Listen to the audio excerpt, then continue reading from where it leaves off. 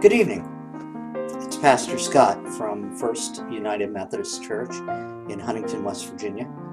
Normally I would do this particular devotion with you on a noontime or early afternoon, but I was having some connection problems today using Facebook Live, so I decided to go ahead and tape this after I had dinner and post it to our YouTube channel. If you're watching that YouTube channel, I invite you to look down below where it says subscribe. Click on that so you can get updated on all of our new videos. And once you hit subscribe, make sure you hit the little bell there so you'll be notified when those come out. To start off this evening, I'd like to share with you scripture reading from Acts chapter 2, verses 42 through 47. There it says, excuse me, the believers devoted themselves to the apostles' teaching, to the community, to their shared meals, and to their prayers. A sense of awe came over everyone. God performed many wonders and signs through the apostles. All the believers were united and shared everything. They would sell pieces of property and possessions and distribute the proceeds to everyone who needed them. Every day, they met together in the temple and ate in their homes.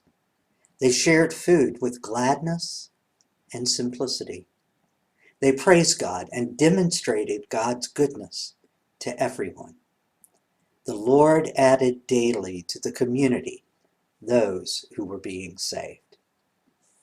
Now, I don't think this is the first time in the last 6 weeks or so that I've read this particular passage. I knew it was coming up this week in the lectionary, and figured I would be preaching on it, but I had hoped to preach on it in totally different circumstances. I had hoped that this pandemic would be behind us, but that's not the case. It's going to be a while before we're able to, as the disciples, early disciples did, and early believers did, gather together again and worship.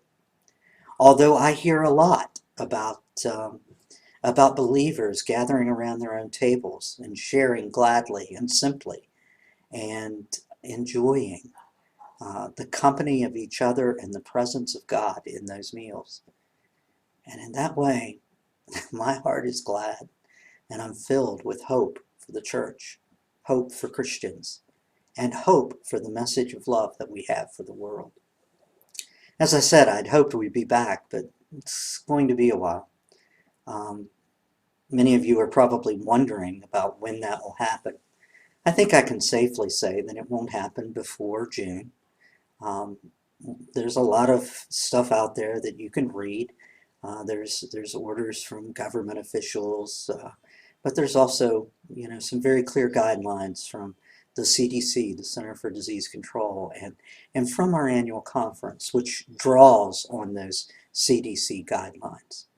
I've put together a team of respected people from our congregation to help us sort through the CDC guidelines and conference guidelines to make sure we have everything in place that we need to in order to not only safely worship together, but also to be able to offer any contact tracing that would be needed and to do everything we can for the safety and health of not just ourselves, but for our whole community.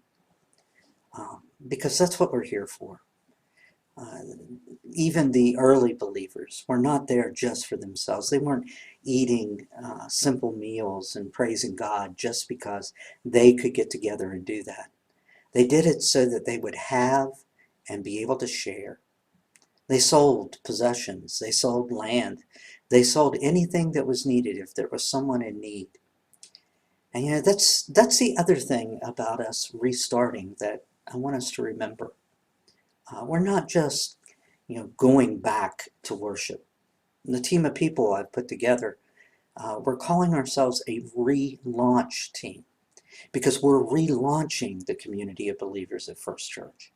We're not just going back to anything. We're finding out what it is that the Spirit is doing now and that the Spirit can help us do into the future. Where it is that God is leading us. Over the past 6 weeks, we've had more people in touch with our congregation through media like this than we have at any given month. That says a lot. It says a whole lot about what we need to do as we relaunch our congregation. Now, I ask you to be in prayer for those people who are on the team. I'd hoped to be able to provide a copy of the document that we're using from our annual conference, but I can't readily do that.